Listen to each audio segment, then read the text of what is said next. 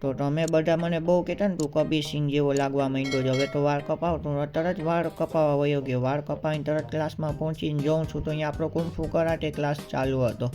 તો હું સાઈડમાં જઈને આપણો મિડલ સ્પ્લિટ ચેલેન્જ એ ચાલુ કરી દીધો. પહેલાં મેં ની બેન્ડ કરીને આ સાઈડ ટુ સાઈડ આખું ખેંચ્યું, 30-30ના 2 સેટ કર્યા. પછી સેમ મેં પગને સીધો કરીને બાઉન્સ કર્યા, ડાબો અને જમણા બેય કર્યું. પછી ફ્રન્ટ સ્ટ્રેચિંગ ખોલું તો તમે જોતા હો મારું એકદમ સરસ રીતે ખોલવા માંડ્યું. પછી હોર્સ ડાન્સમાં મેં થોડુંક ડીંગ ચીકા કર્યું.